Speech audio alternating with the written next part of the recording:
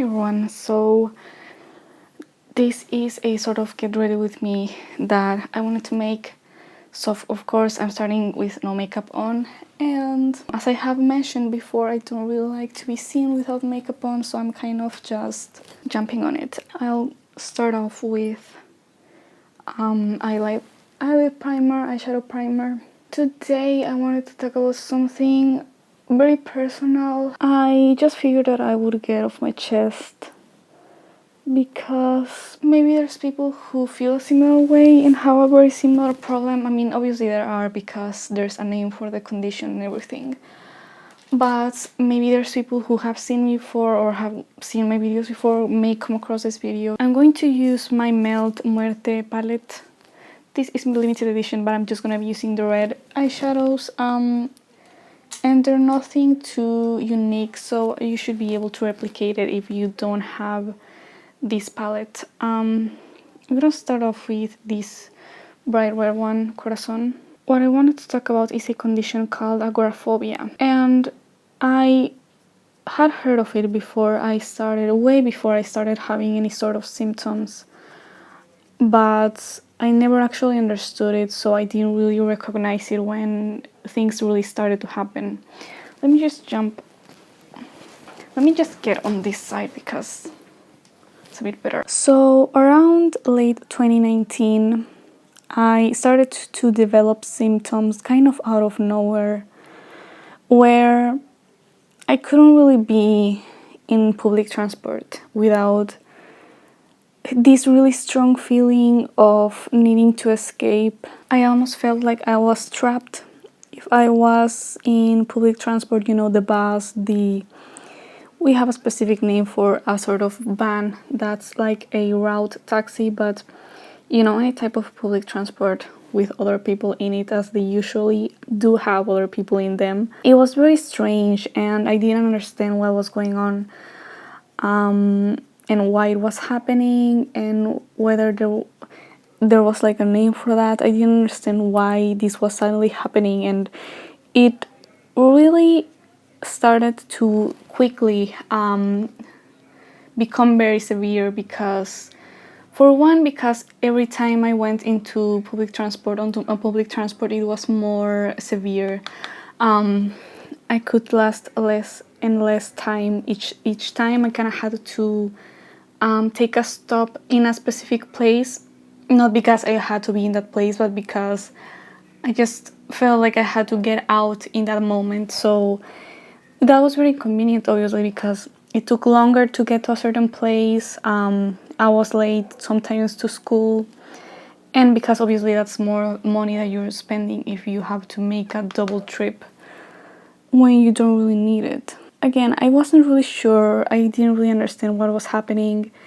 And then, since I wasn't really getting therapy or anything like that, which I have been to therapy before. I had been to therapy for years before this all started happening, but I just hadn't been in therapy in a while by the time that these symptoms came on.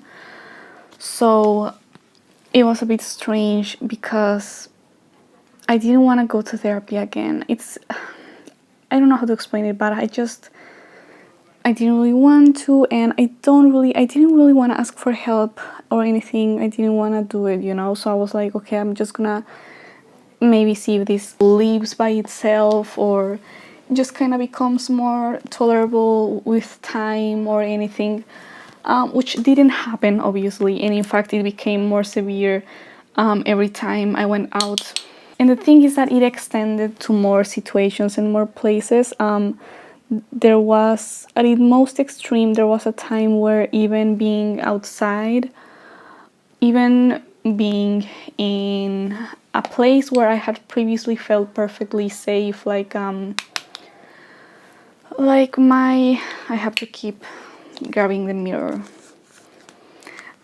Like the classroom, for example, I didn't feel good there anymore. I had to keep leaving to a place where nobody could see me, which pretty much always was a public restroom, because that's pretty much the only private place that you can find when you're out and about, you know. So I constantly went to public restrooms all the time whenever I just felt like I couldn't stand it anymore. And it was like a restarting. It was, this time sort of restarted, you know, like I was outside. Sorry if you can hear my neighbors, but I was outside for maybe, I don't know, depending on the severity of that moment. I was outside for maybe 20 minutes or something, and I felt like I needed to leave to escape, I guess. And then I went to a public restroom, just kind of was there for a little while, and then I came back outside, and I felt okay for like 5 minutes, and then it started again. I feel like before this happened, I had a pretty okay experience being outside. I liked to go to certain places, to some coffee shops and stuff like that. I like to just be there, whether by myself or with other people. My friend's been really understanding. Whenever I go with her to somewhere, and she sees me, you know, getting nervous, she asks if maybe we should leave and, you know, anything like that. It's still a problem, you know, it's still a problem. Of course, it could be worse if, you know, I didn't have anyone to help me. But yeah, I ended up going to therapy, of course, back again into therapy, into a psychiatrist. First, it was a neurologist, but I decided that during the pandemic, that's the thing. So by the time the pandemic started, I didn't really want to go back to any doctors or anything. The previous doctor that had been prescribing medicine to me was a neurologist and not a psychologist or a psychiatrist, I mean. So, and I didn't want to go to any doctor during the pandemic. I mean, the pandemic is still going on, but during the really harsh times where I wasn't vaccinated and my parents weren't vaccinated either, I didn't want to go anywhere. And you know, the meds, I had been taking them for too long, so I started to slowly stop taking them. I started taking you know, doses that were lower doses, and also then started to take them less often and stuff like that. But of course the symptoms came back again, because the thing, I was pretty normal while I was taking the meds. I was not quite like I was before, but I was pretty normal, you know. It was very tolerable, you know. I wasn't really acting too strange or anything like that. It was pretty normal. And so then, let me see how well I can do it on here. But then what happened is that, of course, I, you know, had to stop taking that medication, but then the symptoms came back and everything was exactly, you know, just as severe as it was before. And the thing is, with taking medication, you can't take the same thing forever, you know. So you can't, it's almost like I can't get too used to being normal or just feeling normal in outside, you know. I don't think that there's anything in particular that caused it. I mean, I had a couple of difficult experiences with you know, sexual harassment and groping and stuff like that on the street. But there was never anything very incredibly traumatic or anything that would, I think, would have really triggered something this strong. And you know, the thing that that's kind of what I'm referring to. The thing that bothers me is that it's almost mysterious to me. Like, why would that happen, you know? Why would that happen just out of nowhere? And of course, it's not exactly out of nowhere. It's a manifestation of things that maybe I've been repressing, or, you know, I've been dealing with, or not dealing with rather, for a while, and they're just coming back like that.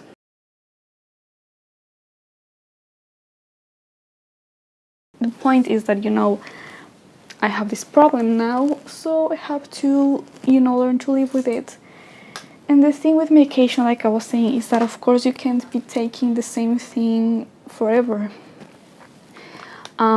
So it's very uncertain, you know, how things are going to turn out. And I am almost not very hopeful that I'll ever be able to go outside the same way that I used to, without feeling that sort of panic, that need to escape and to get away. And the thing is, I mean, right now it's pretty mild, which of course I am grateful for, and that's, I think, mostly because of the medication. But I'm doing pretty well, and I only get kind of nervous sometimes on the sort of, if you will, the bad places. Because I'm not sure how other agoraphobics are, but I definitely have like a sort of mental list of places that are good, places that are tolerable, and places that are bad. And the bad places are public transport and crowded streets. Sometimes queues or lines in, you know, a store or something like that, or at the bank, for example. Things like that. The worst is definitely public transport. That's kind of like the worst place, which isn't exactly a place, but you know what I mean. That's definitely, it's definitely those places where you can't escape from, the ones that bother me the most. I also don't like to be in places, stores or, you know, restaurants or coffee shops where they don't have restrooms. I feel like I always have to have one at hand, like I need to know where it is. I need to have like access to it to be able to get there as sort of, I don't know how to explain it, but I need it to be sort of close to me and to be in a place where I know where it is and where I can get inside as soon as I need to. And I guess it's a bit strange. I mean, it is obviously pretty strange. Everything is pretty strange. But I think that there's some rationale to it, you know? You can't really escape. There's places where you can escape physically. Even public transport, you could escape physically, but it's just so inconvenient to do something like that, and you physically are kind of trapped in this place. So it's a bit difficult, you know? And with queues, you can escape, of course, but you're in this... It's kind of weird because if you're in a queue, that's because you have to do something. You have to, you know, do like a specific paperwork or something like that. So if you leave the queue, if you leave the line, you have to go back in either way because there's something that you had to finish and you didn't do it. To some degree, there's sort of a fear of fear itself, or a fear of the sort of certainty, I guess, that I'm going to be fearful while I'm outside, you know, like I go outside and I'm already anticipating that I'm going to have sort of either a panic attack, or I'm just gonna feel very uncomfortable and fearful in a specific place or during a specific time. Not necessarily the whole time, but you know, the more I think about it and the more I sort of can't really distract myself from what's happening, the more I just recognize that I'm feeling fear, and it doesn't really help me. I try to tell myself, of course, like relax, calm down, you know, but sometimes that almost makes it worse because I'm acknowledging that I'm panicking, and I don't know, I don't like that certainty that of the fact that I'm feeling fear. So the bad places, like I mentioned, are public transport, queues, you know, crowded crowds in general. The sort of tolerable places are restaurants, coffee shops, especially if they do have a restroom that's available. And the only really good place in reality is my house, and more specifically my bedroom, where I am, of course, right now. That's really the most comfortable place where I can be, and I feel like I gravitate and I stick to very specific places very often because I've already gotten used to them. So I know where everything is. I know how I feel in them already, you know? Like if I'm used to going to a specific coffee shop once in a while, then I'll keep going to that one place because I know that I've never panicked there before, so I have no reason to think that I'm going to do it there. And if I have panicked in a specific place before, I probably will not go back there. Or at least I will go there maybe less often or under different circumstances, because of course, because the thing is, if I go to a place at nighttime, I'm pretty much bound to feel very nervous there. Where's my lipstick? What was I going on about? So yeah, I have problems like that, and it's a bit strange to explain it because it sounds so, I don't know. I mean, I myself, like I mentioned, I didn't even understand what agoraphobia even was until I started to develop the symptoms. And even when I did, I wasn't really sure what was going on. And I kept Googling things like fear of, what was it, fear of public transport. I feel fear in public transport, things like that, until I came across agoraphobia by Googling those things, like fear of public places, fear of being outside, things like that. And like I mentioned, I am a bit better now in the sense that I can, you know, go outside. I can go outside of my house, and in fact I tend to enjoy it. Even sometimes I tend to look forward to it, at least to going to certain places like the coffee shop or something like that. I do enjoy it, but you know, there's definitely, it's not very simple. It's not as easy as it used to be, even a couple years ago, because like around the middle of 2019, and that's what's really strange to me, the fact that in the middle of 2019, even until then, it was so normal for me to just be outside and be fine, but it's like just a switch turned on or something, and it's never been the same ever since. And it's very strange because I don't know how other people tend to develop it, but to me it felt almost so sudden and so strange. And of course, like I've been saying, my case isn't really as extreme. There's people who haven't been outside their house in a long time.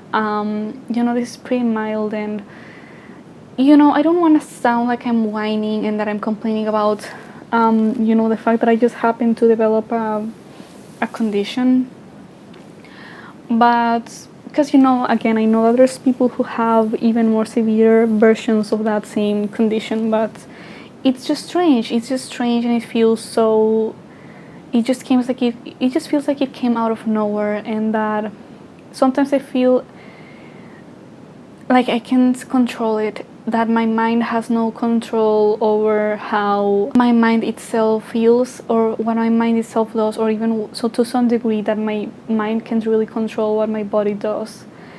And I think that's partly what I fear, that I'm going to lose control in public, in front of others. I think it's very linked to sort of a fear of shame, of embarrassment, of being embarrassed in public, of something happening. I think it's also partly because of, you know, maybe fear of sexual violence, but I think it's mainly about embarrassment. Embarrassment is a very social feeling, you know. It's very about the fact that you know that you're being watched, you're being perceived. I don't even know what to wear. It's a really hot day today, and I'm not actually gonna go outside today. I just wore makeup because I'm gonna film another video after this one.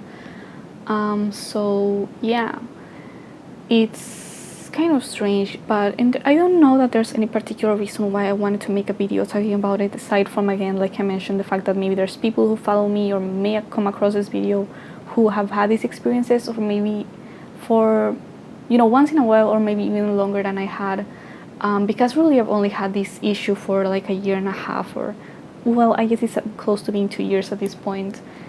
And interestingly, this actually started around, I think it's interesting how this started just before, well, a few months before lockdown, before we even knew what coronavirus was. And it's very interesting because, you know, I was somewhat relieved by the fact that I didn't have to go outside as often, and I wasn't expected to go outside for things like school or, you know, things like that. But at the same time, when I did go outside for groceries or whatever, I was a bit more fearful even than I was before, at least at first. Even though I was still taking medication, because I was afraid of, you know, the disease itself, the virus, and my parents getting it and getting sick, and because they're kind of old, and I was afraid that maybe they could catch it or something. And, you know, of course, like I mentioned, they're already vaccinated, and all those fears are much less so now. But now the agoraphobia is kicking kind of back in now, because I know that things are kind of going back to normal, and, you know, there's places that are opening up, and I might be expected to be in places and to go places and to use public transport. And I think even what's interesting and what's kind of ironic is that I've also had anxiety related to driving and learning to drive, which I haven't been able to do because I've been so nervous every time I've been learning to drive. I just can't let go of it, the idea that, you know, I might kill someone, or, you know, I will cause some accident at some point. But it's kind of interesting in a way, because, you know, there's fear in this side and there's fear in the other, and you kind of have to choose which one is the kind of better option, which I guess learning to drive is kind of the better option. But at the same time, I don't really know what, at this point I feel like I don't really know how to expect myself to feel, you know. I feel like I never have certainty. I never really know how I'm going to feel in a certain situation or in a certain place until I'm already there.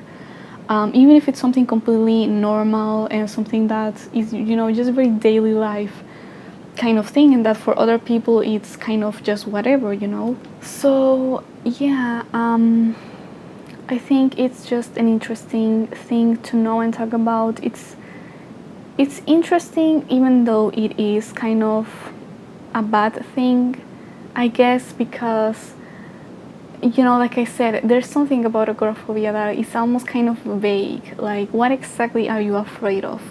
Even I am not sure what exact situation I'm afraid of. Like, I'm afraid, I do have some specific fears, but, you know, some of them I won't like to discuss right now because this feels a little bit too public. But you know, some specific fears regarding things that may happen in public. But I don't really have a lot of, like, you know, ideas of like what exactly will happen. I just know that I'm freaking myself out and that I'm feeling fear, and then once I recognize that I'm feeling fear, I feel more fear, you know. I'm afraid of fear itself. I'm afraid of knowing that I'm going to panic, and this certainty, like, of course, you know, I have panicked in this place before or in this situation before, so it's just a matter of time until I do it again in this situation where I am now. Not this one, obviously. I'm in my bedroom. I mean, this is the calmest place where I can be. But yeah, it's kind of interesting to think about, because I used to believe, like a lot of people before this happened, I used to believe that agoraphobia was sort of like the opposite version of claustrophobia, where you're afraid of like open spaces. And I guess maybe there are agoraphobics who specifically dislike open spaces, but I think it's about publicness, you know, the fact that there's people around you, and especially the more people around you, it's kind of worse, depending on, you know, whether it's nighttime or not, I guess. Because obviously if it's nighttime and there's not a lot of people, it also feels a bit more unsafe. So it depends on a lot of things, you know. The world is just so uncertain and so unpredictable, and it almost feels, sometimes I almost feel like it's logical for what the world is really like. It's almost logical that someone would develop a fear of the public, of public spaces. of being outside. But I don't want to be, you know, hopeless, or, you know, I do feel like to some degree we all know that there's nothing to fear, or at least not in the daily life, or if there is something to fear, then there's nothing that will be that you can benefit from just from feeling that fear. But I don't know, I think that most people who have some sort of like specific phobia or some sort of fear or anxiety that debilitates your life, we know that it's kind of irrational, but we're still afraid just for that small degree of, you know, that just for that small chance that something that we fear may actually happen. So I hope you guys enjoyed this video, or maybe you found it interesting or helpful, or you learned something new, or maybe you feel a similar way that I do. And so I hope you enjoyed this video, and I'll see you in the next one.